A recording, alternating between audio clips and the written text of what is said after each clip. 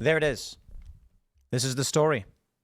An investigation as someone intentionally set fire to a mailbox where people were dropping off ballots. 20 ballots were destroyed. I don't know or care who did this. I don't care if it's Democrat, Republican, or otherwise. Civil war? We're at the point where you have evidence of individuals intentionally trying to sabotage the election. At the ground level, how could we expect to get a legitimate election now? I hope it's a one-off. I do. The Daily Mail reports authorities begin investigation into Arizona mailbox fire that burnt up at least 20 ballots. A fire set at a blue drive-up mailbox in Arizona is being investigated after multiple ballots were damaged. The Phoenix Fire Department says their arson unit is investigating the blaze and looking for the individual responsible. According to authorities, an unidentified person began the fire at the drive-up box around 1:20 a.m. local time. Reports indicate that at least 20 ballots were damaged. The collection box is on the property of the U.S. Postal Service office, and investigators have gathered surveillance footage from surrounding buildings. The Phoenix police and fire departments are investigating the incident alongside U.S. postal inspectors. We have the video report from Fox 10 Phoenix here. Story now at 9, and this is a story that we have been following throughout the morning. Yeah, we are learning more this morning about a mailbox that was badly damaged overnight in central Phoenix. It was early this morning outside of the post office at 7th Avenue and Indian School. So Phoenix Fire is telling us they were able to force the box open and put out the flames that were inside this mailbox. It's one of those, mailboxes that you can drive up and drop off your mail. The big concern right now, of course, is as we approach Election Day, there could have potentially been ballots inside this mailbox. They say about 20 of them were damaged along with other mail inside. They're now in the possession of the postal inspector. No word on what caused the fire, but Phoenix Fire and police, they say, of course, there are cameras nearby and they're taking a good look at those, and they are investigating this case this morning. So we don't know who, if anybody, we know that someone's responsible. Apparently there's a person seen on camera. Mail-in votes tend to be Democrat leaning. And so we don't know if this is going to turn out to be maybe a Republican who's upset with mail-in voting. No idea. We don't know that it's even targeting the election. Perhaps this is somebody who just went after a mailbox, which seems kind of odd, and I don't believe. I think this absolutely was. I think the reasonable solution or conclusion is that it's related to the election. But who'd have done it? Republicans have made tremendous gains in mail-in voting. I don't think Democrats expect to win through in-person voting. So we just don't know. We don't. But more and more of these stories are popping up. Of course, you saw the story yesterday where a Democrat was caught tampering with a ballot box. Now, they say allegedly, but no, he was grabbing the box and trying to move it around or do something to it. That's tampering with a box. He was fired. Perhaps he was trying to do something untoward. Perhaps we don't know. But either way, why are you trying to grab and move around a ballot box? That seems very strange. The argument was, well, he was just trying to see if it was secure. He was testing it. Really? What Let me tell you guys about security. If a stranger walks up to my house and starts looking around at my fences, that's called casing the joint. Okay? They're gathering information they can use to benefit themselves, and they try to then violate my security.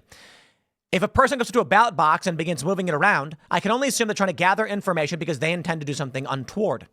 Are they concerned someone else would take that ballot box? That seems silly. But we have this story as well. Officials say no evidence of tampering after mailed ballots left unattended near Minneapolis. What is going on?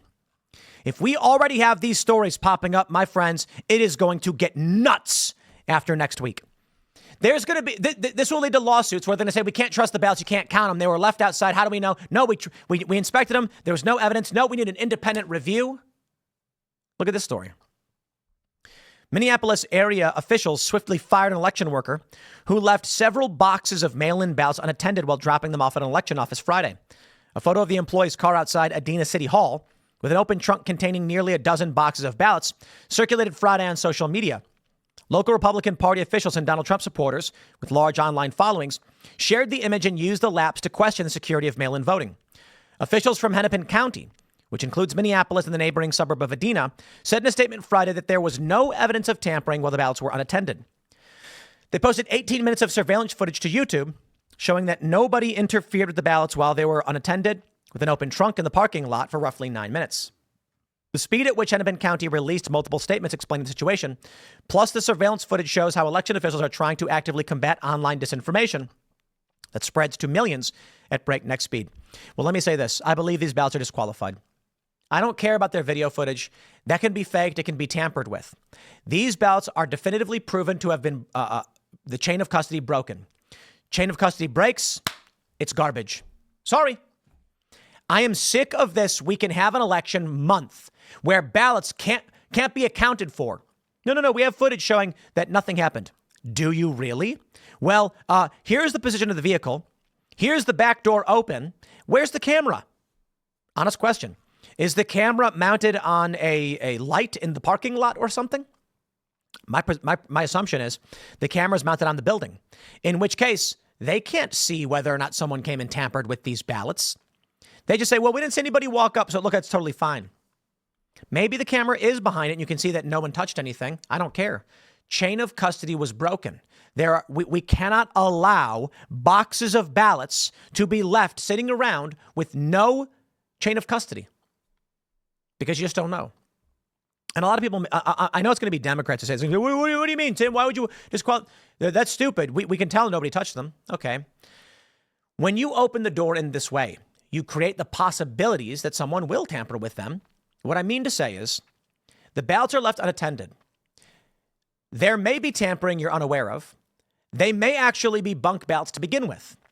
The real play here could be that someone put a fake box of ballots in with these other ballots and then made a spectacle of it so that someone would come and certify they're real. Let's imagine this. An election worker puts one extra box of fake ballots for Donald Trump in a truck, parks it, pops the back open, walks away with cameras running. It becomes a scandal. But they come back and say, no, we don't see anything there. These are all confirmed. Let's check them. Election officials then come look at all the boxes and say, they all look good. These are good. Now you've had an independent review certifying the fake ballots you put in. How else would you inject fake ballots into an election? Honest question. Let's say that you, on election day, bring in a box. They say, where'd that box come from? It came from one of the, nope. No dice. Chain of custody is broken. And you open the door to fraud. And it's not always the surface level. Let me explain something about social engineering to y'all. Okay? Nigerian email scam. They email you saying, I'm a Nigerian prince and please send me money. And you notice all the typos and spelling errors and you laugh and you say, who would fall for this? The English is terrible. Except they're smarter than that. They intentionally put bad grammar so they only will trap stupid people who don't waste their time. It is not often what you see that is the scam. You think you've identified it, but it's actually a way for them to be more efficient. I will say it again. An election worker has 9 boxes of ballots, is given a false ballot mid-trip and slides it into the pack.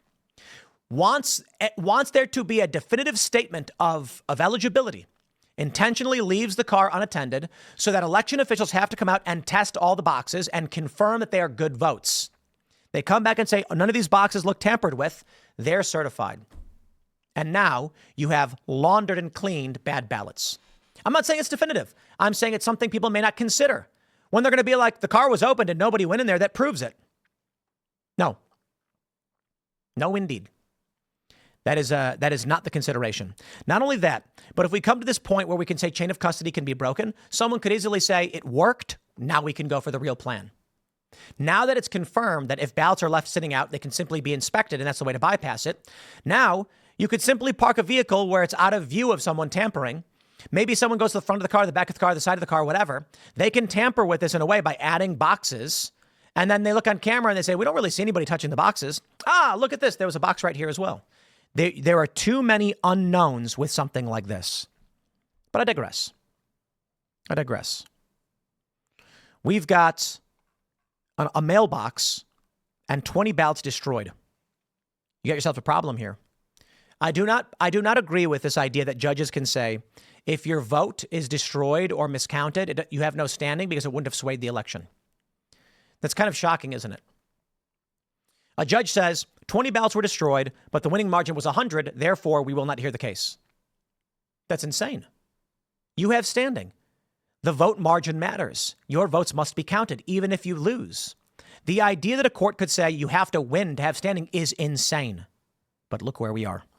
My friends, I hope you're ready for chaos and shenanigans, and I hope things don't go crazy. But I'm worried when you see stories like this. So, my friends, be prepared, be vigilant, Hope for the best, prepare for the worst. Smash that like button, share the show with everyone you know. You can follow me on X and Instagram at Timcast. Thanks for hanging out. We'll see you all in the next segment.